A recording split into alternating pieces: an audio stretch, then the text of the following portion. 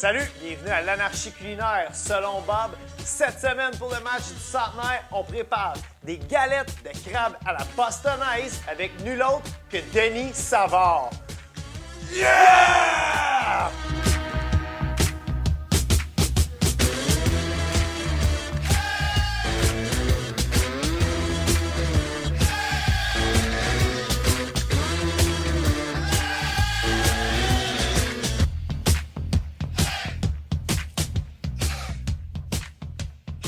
En fait, on n'a pas le vrai Denis Savard cette semaine à l'Anarchie culinaire. On a bien mieux.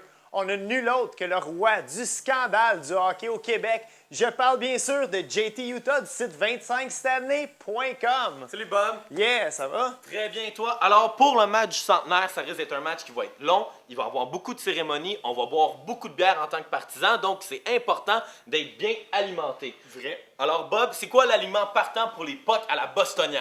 Bien, l'alignement partant ce soir, on va commencer en allant chercher une bonne dose de protéines avec une canne de crabe. Yeah. On va mélanger ça avec quelques pommes de terre préalablement cuites. On a ici une gousse d'ail ainsi qu'un oignon bien haché. On va lier le tout avec de la chapelure et de la moutarde à l'ancienne, sans oublier nos précieux assaisonnements, le sel et le poivre. Game on! Yeah! Donc, la première étape de notre recette aujourd'hui, JT, je vais t'envoyer à l'aile droite. Je vais te faire une passe avec la canne de crabe. Je vais te demander de bien l'égoutter, car c'est très important de retirer toute l'eau de notre canne de poisson. Hey Bob, si jamais on veut utiliser une autre sorte de poisson, supposons que je suis Scott Gomez et j'ai le goût de faire la recette au homard ou avec du saumon fumé, est-ce qu'on peut? Bien, en effet, tu peux vraiment faire cette recette-là avec n'importe quel poisson que tu préfères. Que ce soit du poisson frais pêché ou pour les gens des ligues mineures, du poisson en canne. Et voilà mon Bob, le poisson est aussi sec que Régent Tremblay. OK, ouais. Donc, je vais te demander de mettre le poisson dans le bol ici, qui, soit dit en passant, s'appelle un cul de poule. Ouh! Ouais. Par la suite, je vais te demander de rajouter les pommes de terre, les oignons, ainsi que l'ail. Pendant ce temps-là, moi, je vais ouvrir notre pot de chapelure ici. Et moi, je te donne un coup de main avec la moutarde. Ouais, tu vas mettre environ 4 cuillères de moutarde dans notre recette d'aujourd'hui. C'est cette grosseur-là? Exactement. Et moi, pendant ce temps-là, je vais rajouter la chapelure. Hey, t'as des mains, mon Bob? Il y a des vraies mains d'argent.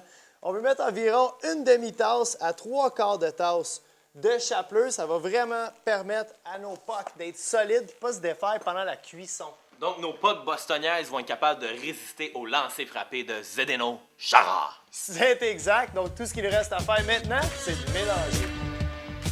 C'est maintenant le moment de se retrousser les manches et d'aller faire de la brasse camarade en fond de territoire. Là, les petites patates dans le coin, là, on les écrase comme Michael Grabowski sur le bord de la bande. On joue dirty comme John Cordick. Pour vraiment jouer cochon dans les coins, on va rajouter un peu de poivre ainsi que un peu de sel pour donner un effet de cross-check d'en face à notre recette.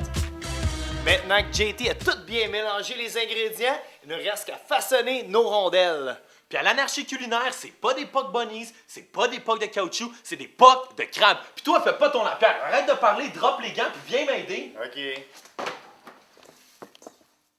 Alors les pucks sont maintenant prêtes à être droppés. Où est-ce qu'on les met, Bob?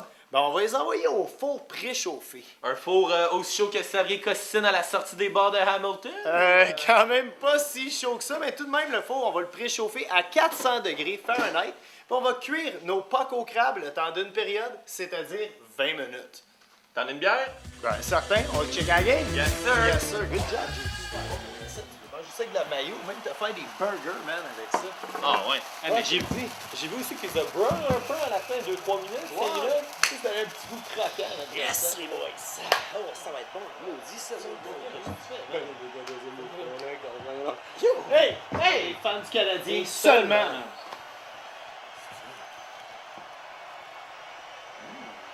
Vraiment bon, c'est pas ciment.